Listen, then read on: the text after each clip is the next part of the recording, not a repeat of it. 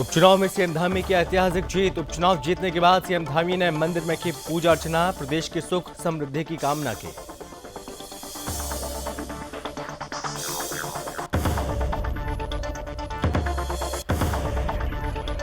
उपचुनाव में सीएम धामी ने मारी बाजी। सीएम धामी की जीत पर पीएम मोदी ने दी बधाई। पीएम मोदी ने बताया डायनामिक सीएम।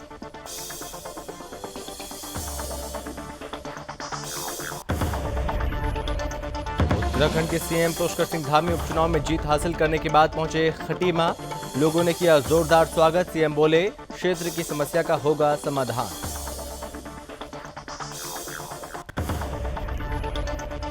सीएम धामी ने उपचुनाव में मारी बाजी। जीत के बाद सीएम धामी पहुंचे टनकपुर। सीएम धामी ने लोगों का जताया आभार।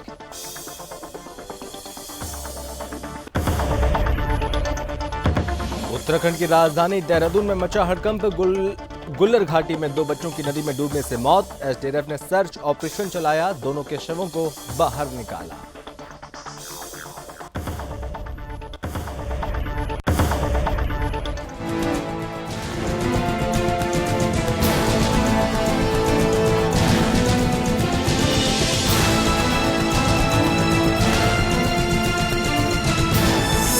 आप देख रहे हैं सुदर्शन न्यूज।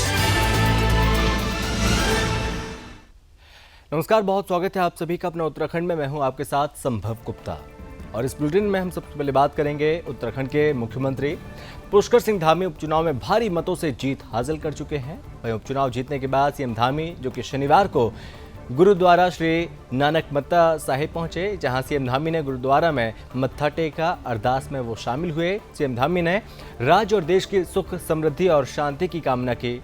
गुरुद्वारा नानक मत्ता प्रबंधक कमेटी द्वारा उन्हें गुरुद्वारा नानक मत्ता साहिब का स्मृति चिन्ह भेंट किया गया और इसके पश्चात धार्मिक डेरा कार सेवा पहुंचकर डेरे के जत्थेदार बाबा तरसेम सिंह से भेंट भी की और साथ ही लंगर पानी में भी सीएम धामी शामिल हुए।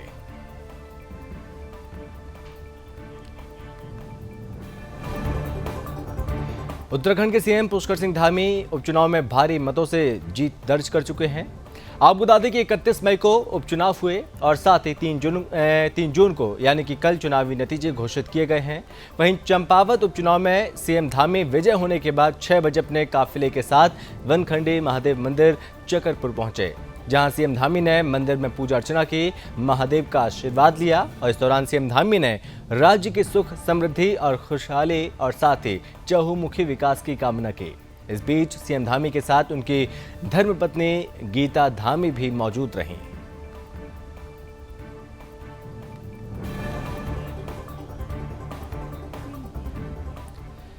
उत्तराखंड में अब तक हुए उपचुनाव ही नहीं बल्कि 5 बार हो चुके विधानसभा चुनाव में से किसी भी चुनाव में किसी भी प्रत्याशी ने कुल मतों में 92.94% मत हासिल नहीं किए, लेकिन ये कीर्तिमान सीएम धामी के नाम दर्ज हुआ। यही वजह है कि उपचुनाव की इस अनूठी जीत पर पीएम मोदी ने भी धामी की पीठ थपथपाई और उन्हें डायनामिक सीएम बताया।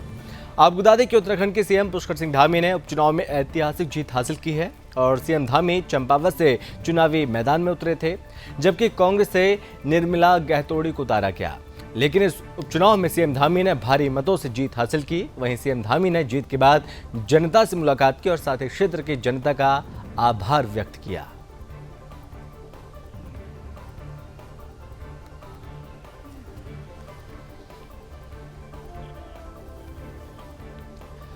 और इस पर ज्यादा जानकारी के साथ ब्यूरो चीफ कृष्णा कुमार हमारे साथ मौजूद हैं फोन लाइन पर। तो कृष्णा, यहां पर ऐतिहासिक जीत है सीएम धामी की और इस ऐतिहासिक जीत पर यहां पर पीएम मोदी ने उनकी पीठ थपथपाई है और इसी के साथ जनता का उन्होंने धन्यवाद भी किया सीएम धामी ने। बिल्कुल संभव। देखिए, चंपावत उपचुनाव की अगर हम बात करें तो मुख्यमंत्री पुष्कर सिंह धामी की एक ऐतिहासिक जीत हुई है। प्रदेश में पहली बार किसी कांग्रेस प्रत्याशी की जो है वो जमानत जब्त हुई है, क्योंकि हमने पहले दिन ही दावा कर दिया था कि मुख्यमंत्री पुष्कर सिंह धामी की जो चंपावत की जीत होगी वो प्रचंड जीत होगी। लगभग जो वोटिंग वहां पर पड़ेगी तो लगभग 90% जो है वो सीएम धामी के लिए पड़ेगी। तो वैसा ही ठीक एकदम सटीक जो है वो दावा हमारा बैठा है।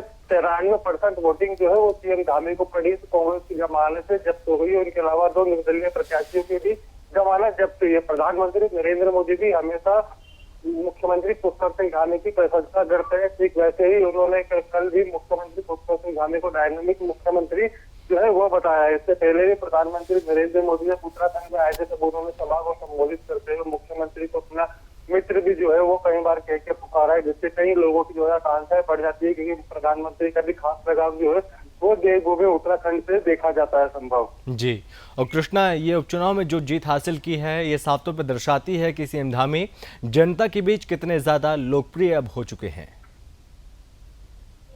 हाँ बिल्कुल, निश्चित तौर पर हम इस तरीके से देखिए जनता के बीच लगातार जनता के सीएम जो है वो पुष्कर सिंह धामी मौजूद रहते हैं। जब से ही वे मुख्यमंत्री उत्तराखंड के बने हैं तब से वे जो है जनता के बीच रहने खाने की कोशिश जो है वो हमेशा करते रहे, चाहे दिन हो चाहे रात हो। मुख्यमंत्री कहीं पर जाते हुए हमेशा वो कहीं पर ठेले पे रुक जाते हैं, सड़क किनारे रुक कर वो राजमा चावल खाते हुए दिखते हैं, आम लोगों से बातचीत करते हैं, उनकी समस्याओं जो है वो सुनते हैं, फिर उसका निस्तारण भी जगह जगह पर करते हुए दिखते हैं। ठीक वैसा ही मुख्यमंत्री ने चुनाव प्रचार में भी किया है, जगह जगह पर वो हमें बाइक से भी घूमते हुए मुख्यमंत्री दिखे हैं। तो इसलिए जनता की जो दिलचस्पी है वो काफी ज्यादा बढ़ जाती है, क्योंकि मुख्यमंत्री पुष्कर सिंह धामी जिस राह से भी गुजरते हैं वहाँ पर कोई भी राहगीर एक तेजी से खड़ा होता है तो मुख्यमंत्री उसका तुरंत जो है वो हालचाल पूछते हुए हमेशा जो है वो हमको दिखाई देते हैं। तभी हम कह सकते हैं कि मुख्यमंत्री पुष्कर सिंह धामी ने जो अपनी जीत है वो प्रचंड जीत जो है वो हासिल करी है। उसके बाद हमने देखा था कि लगातार जिस तरीके से मुख्यमंत्री जितनी भी उन्होंने जनसभाओं को संबोधित किया है, खासकर चंपावत की जनता का जनसलाब वो खासकर मुख्यमंत्री धामी की जनसभाओं में दिखा हुआ। पहले मुख्यमंत्री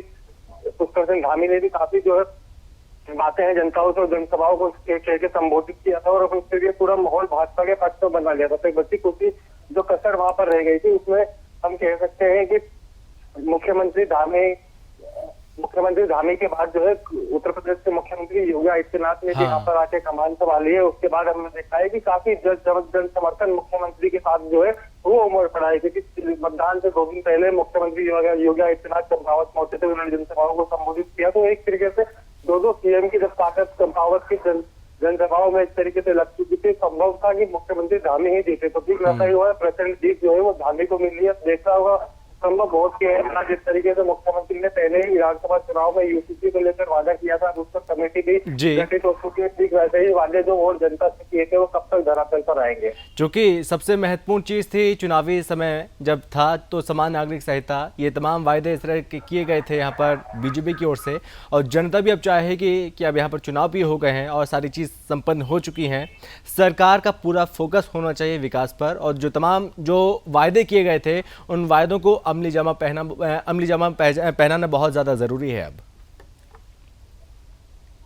बिल्कुल, देखिए वादों को धरातल पर उतारने मुख्यमंत्री पुष्कर सिंह धामी भी इसलिए कहते हैं क्योंकि वो कहना है कि जो वादे मैंने जनता से किए, जनता के हित के लिए जो भी वादे मैंने किए थे उसको मैं धरातल पर जरूर उतारूंगा। यदि कोई वादा मैं नहीं कर पाता हूँ या मैं भूल जाता हूँ तो मुझे याद आप जो है वो समय समय पर दिलाते रहते हैं। हमने देखिए यूटीसी पर मुख्यमंत्री पुष्कर सिंह धामी ने एक बहुत ही बड़ा फैसला लिया था, जिसको वो धरातल को उतारने के लिए पहले ही दिन से तैयार है। जब उन्होंने वादा किया था मतदान से 2 दिन पहले, जब पहले विधानसभा चुनाव हुए थे, जैसे ही उन्होंने शपथ ली तो उसके शपथ वैसे ही पहली कैबिनेट में उन्होंने एक यूटीसी को लेकर कमेटी बनाने का फैसला लिया था और अपने कुछ दिन पहले मुख्यमंत्री धामी ने इस पर एक कमेटी भी गठित कर दी है। पूर्व सुप्रीम कोर्ट के रिटायर्ड जज के नेतृत्व में जो है वो कमेटी गठित करी गई है। वो जो इसका पूरा एक कानून पर ड्राफ्ट बनाएगी, जैसे तमाम में लव जिहाद हो गया, लैंड जिहाद हो गया, तो तमाम कानून है जो जिसकी उत्तराखंड की जनता मांग कर रही है। तो ठीक वैसे ही सरकार का आगे का रोड मैप कैसा रहने वाला है, रोजगार को लेकर, शिक्षा को लेकर, स्वास्थ्य को लेकर?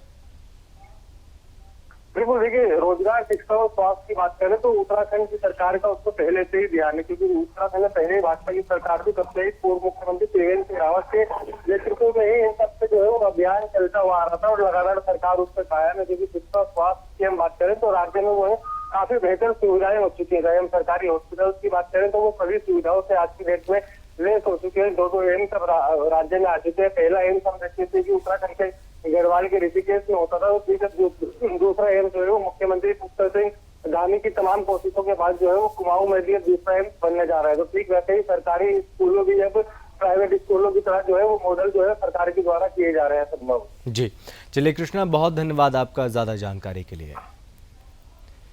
तो सीएम धामी को पीएम मोदी ने शाबाशी दी, उनकी पीठ थपथपाई और इस बीच यहाँ पर सीएम धामी भी लगातार विकास के कार्य में एक बार फिर से जुट चुके हैं। चलिए बढ़ते आगे, जहाँ पर सीएम धामी की उपचुनाव में जो जीत हासिल हुई उसके बाद यहाँ पर सीएम धामी चंपावत से चुनावी मैदान में थे। वहीं कांग्रेस की तरफ से निर्मला गहतोड़ी को उतारा गया था और जिसमें सीएम धामी ने निर्मला गहतोड़ी को हराते हुए उपचुनाव में भारी मतों से जीत हासिल की और जीत के बाद सीएम धामी खटीमा पहुंचे, जहां पर कार्यक्रम का आयोजन भी किया गया था। इस कार्यक्रम में सीएम धामी शामिल हुए और जहां सीएम धामी का जोरदार तरीके से स्वागत किया।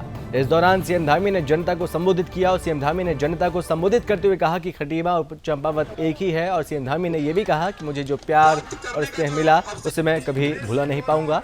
और साथ ही सीएम धामी ने सभी लोगों का उपचुनाव में जीत को लेकर धन्यवाद भी किया। सीएम धामी ने कहा कि ईश्वर सब अच्छे के लिए करता है और सबके आशीर्वाद से आज ऐतिहासिक जीत प्राप्त हुई है। उन्होंने ये भी कहा कि कैलाश गहतोड़ी की तरफ से चंपावत विधानसभा क्षेत्र में शुरू किए गए कार्यों को और ज़्यादा गति दी जाएगी। उन्होंने ये भी कहा कि चंपावत क्षेत्र के विकास में कोई भी कसर नहीं छोड़ी जाएगी और साथ ही खटीमा से राज्य का आंदोलन जो शुरू हुआ था ये नहीं सुधरेगा तो राज्य आगे कैसे बढ़ेगा। उन्होंने कहा कि खटीमा क्षेत्र की देखरेख का जिम्मा अब कैलाश गहतोड़ी जी का ही है। सीएम धामी ने यह भी कहा कि खटीमा से जो लगाव है उनका और लगाव होने के कारण अंतिम समापन खटीमा में ही रखा गया। उन्होंने कहा कि 4 साल की आयु में खटीमा क्षेत्र में पिता के साथ आकर वो बस गए थे और पिता की भावनाएं इस क्षेत्र से जुड़ी हैं जिन्हें मैं छोड़कर नहीं जा सकता।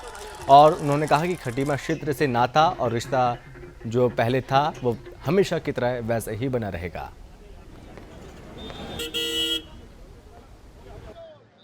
मेरे को 3 बजे रात में नींद खुल गई। मैं 1 बजे सोया हूँगा, 2 ही घंटे में मुझे नींद खुल गई। फिर मैं उठकर बैठ गया। मुझे लगा कि अब जो भी हुआ है वो तो हो ही गया, उसमें कुछ नहीं हो सकता।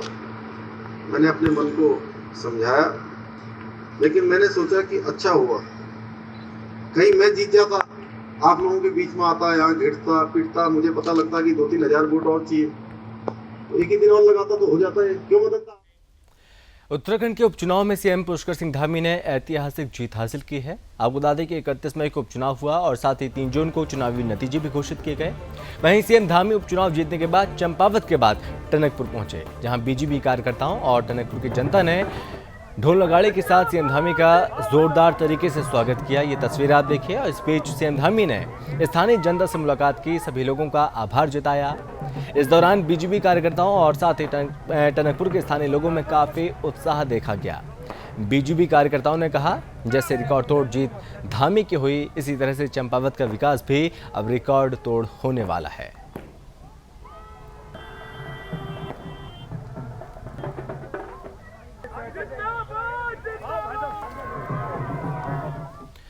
उत्तराखंड की राजधानी देहरादून में उस वक्त हड़कंप मच गया जब गुल्लर घाटी में 2 बच्चों की नदी में डूबने से मौत हो गई। वहीं आपको बता दें कि एसडीआरएफ ने सर्च ऑपरेशन चलाया और दोनों के शवों को बाहर निकाला। घटना की सूचना से परिवार में कोहराम मचा है। आपको बता दें कि नियंत्रण कक्ष को सूचना मिली थी कि हर्रावाला चौकी क्षेत्र में नकरौंदा 0 पॉइंट के पास 4 बच्चे नदी में नहाने गए थे, जिसमें से 2 बच्चे ही वापस आए हैं। सूचना के बाद एसडीआरएफ की टीम, डाइविंग टीम ने घटनास्थल पर पहुंचकर सर्च ऑपरेशन चलाया। देर रात होने के कारण टीम को सर्च ऑपरेशन में काफ़ी दिक्कतें भी हुई, लेकिन इसके बावजूद भी डीप डाइवर मातवर ने दोनों बच्चों के शवों को गहराई से बाहर निकाला और जिला पुलिस को सौंप दिया।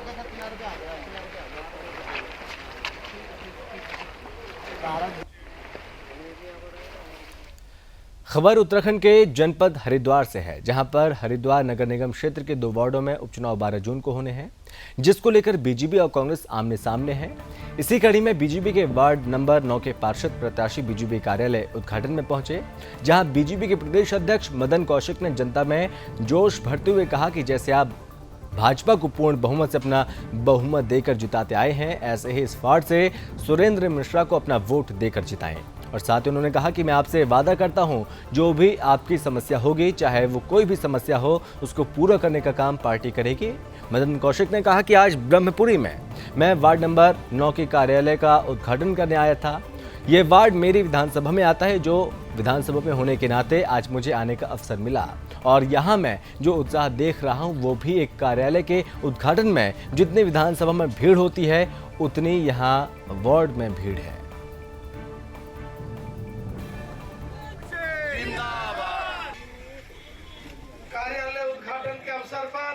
आज बहुत उत्साह है। जो हमारे प्रदेश अध्यक्ष ने आज जो उद्घाटन किए हैं, मीटिंग लिए हैं, बहुत ज़बरदस्त हुआ है। अब ब्रह्मपुरी के जनता के सहयोग से हम जो है बहुत बहुमत से जीतेंगे। मेरे सफाई का मुद्दा बढ़िया रहेगा और जो है लॉकडाउन इसका क्या नाम है, और जो सफाई होगा, लाइट होगा, पानी होगा, जो भी यहाँ का समस्या है, हाँ सारे समस्या बहुत बढ़िया मिल रहा है। मिश्रा जी, आए दिन यहाँ पानी की समस्या रहती है, वो पानी का भी समस्या हल हो जाएगा। आज ब्रह्मपुरी जो हमारा वार्ड है, इसके कार्यालय का उद्घाटन था और मुझे प्रसन्नता है कि ये मेरी विधानसभा में है। तो विधानसभा में होने के नाते आज कार्यालय उद्घाटन में मुझे आने का अवसर मिला है और यहाँ में जो उत्साह देख रहा हूँ और एक कार्यालय के उद्घाटन में जितनी विधानसभा में भीड़ होती इतनी यहाँ वार्ड में आज लोग बाहर निकल के आए हैं। निश्चित रूप से भारतीय जनता पार्टी इस वार्ड को बड़े मार्जिन से जीतेगी। उत्तराखंड के पौड़ी में गुलदार का आतंक सामने आया। अबुदादी की पौड़ी के भट्टी गांव में एक 75 वर्षीय महिला को गुलदार ने हमला कर दिया। उस पर गुलदार के हमले से महिला की दर्दनाक मौत हो गई। वहीं महिला की मौत के बाद क्षेत्र के ग्रामीणों का आक्रोश अब 7वें आसमान पर है और ग्रामीण वन विभाग का घेराव कर गुलदार को आदमखोर घोषित कर इसे जल्द ढेर करने की मांग उठा रहे हैं, जिससे उनका क्षेत्र गुलदार के हमलों से निजात पा सके। दरअसल इस क्षेत्र में ये दूसरी घटना है जब गुलदार ने एक और महिला को अपना निवाला बनाया। इससे पहले भी भट्टी गांव के पास गांव सपलोडी में गुलदार ने महिला को निवाला बनाया था और जिसका नतीजा ये हुआ कि पिंजड़े में कैद हुए गुलदार को ग्रामीणों ने जिंदा ही जलाकर मार डाला। वहीं अब इस क्षेत्र में दूसरी घटना होने के बाद ग्रामीणों का आक्रोश वन विभाग के ऊपर जमकर फूट रहा है।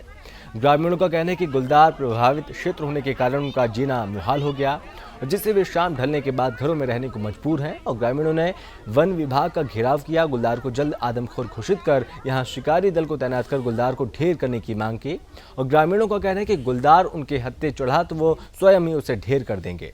और ग्रामीणों को डीएफओ गढ़वाल वन विभाग ने भरोसा दिलाया कि गुलदार को आदमखोर घोषित किए जाने के लिए प्रक्रिया तेज करेंगे और ग्रामीणों को सुरक्षा देगी। डीएमओ ने ग्रामीणों से भी अपील की वे अकेले घर से बाहर ना जाएं।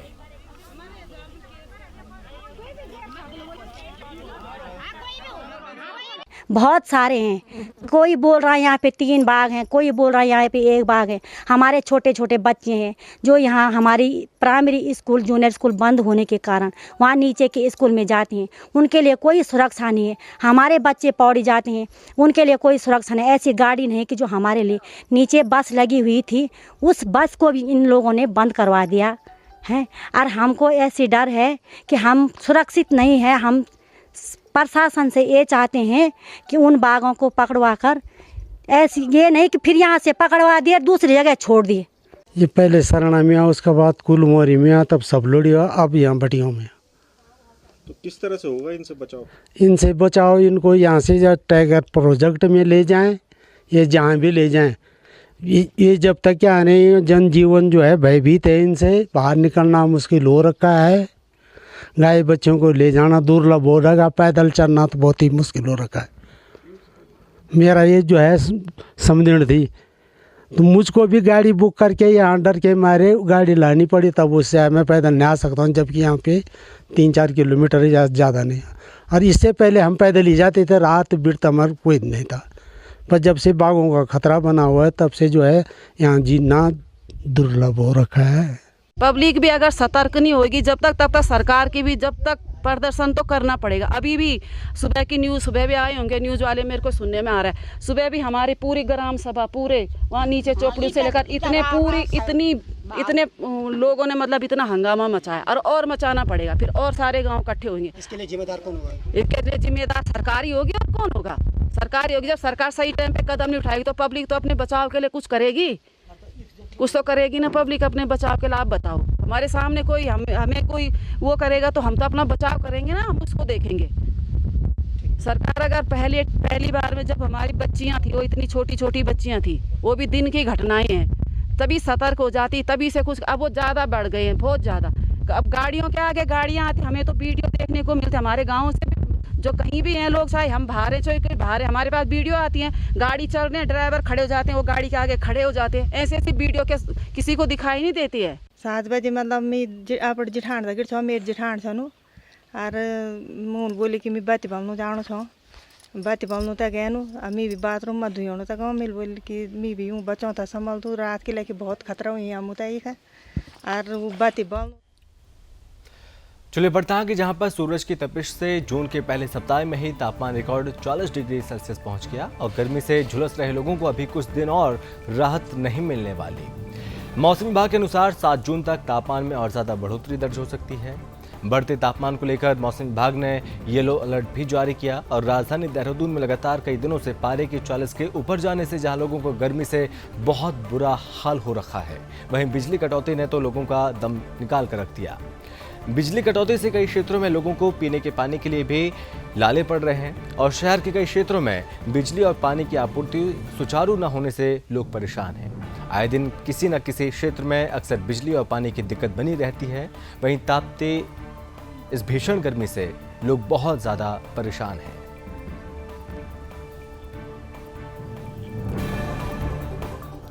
बाबा केदार के दर्शनों के लिए हेलीकॉप्टर से भी केदारनाथ पहुंचने के लिए लंबा इंतजार करना पड़ रहा है और पिछले 29 दिनों की बात करें तो हेलीकॉप्टर के 8,873 शटल यानी कि चक्कर में 49,367 यात्री केदारनाथ पहुंचे, जबकि दर्शन करके 48,454 यात्री वापस लौट आए हैं। इसके बावजूद होली सेवा के लिए काउंटर से 2 से 3 दिन बाद टिकट मिल रहा है। 6 मई से शुरू हुई केदारनाथ यात्रा में इस बार 9 हेली कंपनियां हेलीकॉप्टर सेवा का संचालन कर रही हैं और पहले ही दिन से केदार घाटी के आसमान में हेलीकॉप्टर की जमकर गर्जना हो रही है। औसत निकाला जाए तो प्रत्येक हेलीकॉप्टर ने 29 दिनों के दौरान 985 चक्कर लगाए हैं। आपको बता दें कि हेलीकॉप्टर से धाम पहुंचने के लिए यात्री हेली कंपनियों के टिकट काउंटर पर सुबह 5 बजे से ही टिकट की पूछताछ के लिए पहुंच रहे हैं और यही स्थिति रात 8 से 10 बजे के बाद बनी रहती है। गढ़वाल मंडल विकास निगम को हेलीकॉप्टर की टिकट की ऑनलाइन बुकिंग की जिम्मेदारी मिली है और जिसके तहत 30 जून तक की ऑनलाइन बुकिंग फुल हो गई है।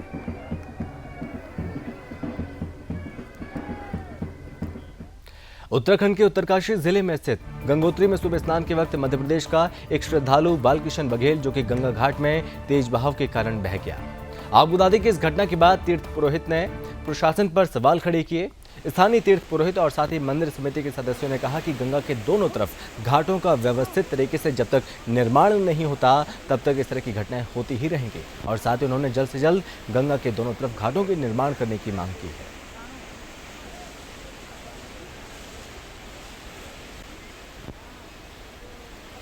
आज बड़े दुख के साथ कहना पड़ रहा है कि श्रद्धालु जो मध्य प्रदेश से आया था गंगोत्री में सुबह लगभग 7 बजे लगभग उसका गंगा में बह गया। मैं सरकार से निवेदन करना चाहता हूँ गंगा के दोनों घाट में जब तक जो है घाट का निर्माण नहीं होता है तब तक जो है ये सिलसिला चलता रहेगा। पिछले वर्ष घाट का निर्माण किया गया, उसमें नीचे के साइड में जो पूरा एक सीढ़ी नहीं बनाई गई, इस कारण से यात्रियों को बड़ी दिक्कत हो रही है। मैं सरकार से अनुरोध करूँगा गंगा के दाहिनी तरफ भी गंगा के बाईं तरफ भी घाट का पक्का निर्माण होना चाहिए ताकि यात्री कुछ लोग इधर स्नान करें और कुछ लोग पल्ली पार स्नान करें। यही मेरी सरकार से निवेदन है। उत्तराखंड पुलिस ने अभियान शुरू किया। कुछ स्थानों पर लोग खुद भी लाउड स्पीकर उतार रहे हैं। धर्मगुरु ने भी पहले लाउड स्पीकर को लेकर बातें की थी। इस मामले में पुलिस से लोगों ने बात भी की और ज्यादातर ने अपने अपने धर्मों के लोगों से लाउड स्पीकर हटाने की अपील की। हाई कोर्ट के आदेशों के अनुपालन में पुलिस ने उत्तराखंड में 3 दिनों के भीतर 258 धार्मिक स्थलों से लाउड स्पीकर उतरवाए हैं और डीजीपी के अनुसार हाई कोर्ट ने पिछले दिनों ध्वनि प्रदूषण को देखते हुए लाउड स्पीकर उतारने के आदेश दिए थे और इसके लिए 1 जून से अभियान चलाया जा रहा है। पिछले दिनों धार्मिक स्थलों पर लाउड स्पीकर को लेकर पूरे देश में सवाल उठने शुरू हुए थे और आपको बता दें कि कोर्ट में तमाम लोगों ने PIL दाखिल कर इन्हें उतरवाने की मांग भी की थी और ध्वनि प्रदूषण को आधार बनाकर नैनीताल हाईकोर्ट ने भी धार्मिक स्थलों से लाउड स्पीकर उतरवाने के आदेश दिए थे और इसी क्रम में उत्तराखंड पुलिस ने भी अभियान शुरू किया और कुछ स्थानों पर लोग खुद भी लाउड स्पीकर उतार रहे हैं।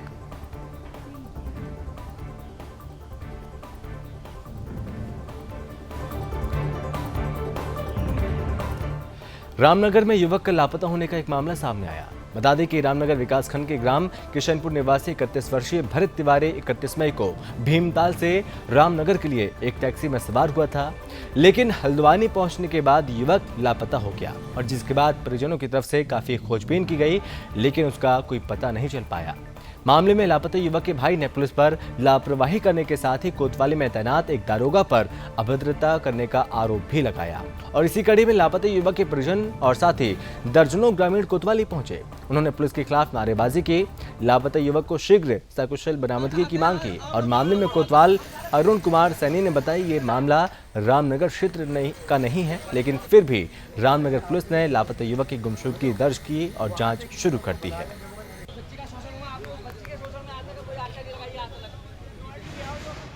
मेरा भाई 31 तारीख की शाम से भीमताल से रामनगर के लिए बैठा, जो वो हल्द्वानी पाया गया और 31 की शाम से वो लापता है।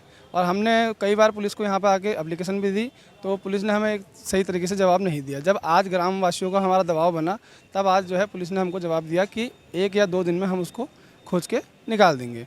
और कुछ लोकेशन उसकी प्राप्त की गई थी, वो रानीबाग में, वो उसका जो फ़ोन ऑफ हुआ था वो रानीबाग में हुआ था। और अब उसकी CDR निकालने के लिए ये लोग कह रहे हैं, तो उसके लिए 1 या 2 दिन का समय हमसे मांगा गया है। हम यहाँ थानों में आए थे, तो एक कृष्णागिरी नाम के पुलिस ऑफिसर हैं, SI हैं। हमने उनसे कई बार कहा, एक बार एप्लीकेशन लिखी, उन्होंने कहा ये नहीं चलेगी, दोबारा लिखी, उन्होंने बोला ये नहीं चलेगी। हम भी पढ़े लिखे आदमी हैं, हमें भी एप्लीकेशन लिखना आती है। तो हमने कहा सर अब कह चल, बोले यहाँ बैठो मैं लिखाऊंगा। हमने उनको एप्लीकेशन फ़ोटो निकाल के दी। शाम को हमने फ़ोन करा, हमने कहा सर क्या कहते हैं, क्या कोई प्रोसेस उसकी हुई? तो उन्होंने बोला कि आपने क्या कर लिया, आप क्या कर रहे हैं, आपका भाई है, आपने खोजा?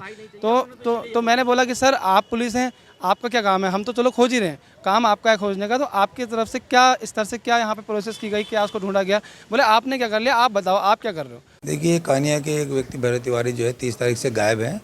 उसके संबंध में थाना रामनगर में गुमशुदगी दर्ज की गई। गुमशुदगी दर्ज करने के बाद ये जाँच में ये बात आई है कि ये व्यक्ति भीमताल से निकला था, जो हल्द्वानी में जाकर इसकी लास्ट लोकेशन मिली है और काठगोदाम तक इसकी लोकेशन ट्रेस हुई है। उसके बाद इसका नंबर स्विच ऑफ हो गया है। और इस संबंध में जो है इनके परिजनों को हमें उचित आश्वासन दिया है। लगभग हमारे द्वारा इसमें जांच पूरी कर ली गई है। थाना रामनगर से इस गुमशुदगी का कोई संबंध नहीं है, फिर भी हमारे द्वारा प्राथमिकता आधार पर इसमें मुकदमा दर्ज कर आवश्यक कार्रवाई की गई है। और इनके परिजनों को हमने जो अन्य पहलू हैं उनके बारे में बता दिया गया है कि इस व्यक्ति द्वारा जो है पूर्व में इसके विरुद्ध एक शिकायत साइबर में यहाँ थाना रामनगर में हुई थी, तो उसमें इनके अगेंस्ट जो है जाँच में कुछ फैक्ट मिले हैं। मे भी हो सकता है कि उसको लगे उसने नंबर अपने आप बंद किया हो, या वह खुद ही वहाँ से हो सकता है। लेकिन सभी पहलुओं को हमारे द्वारा जो भी बिंदु को जांच में हमारे द्वारा शामिल किया गया है और उसके द्वारा अग्रिम कार्रवाई की जाए। और इसी के साथ इस बुलेटिन में बस इतना ही। आप बने रहिए सुदर्शन न्यूज़ के साथ।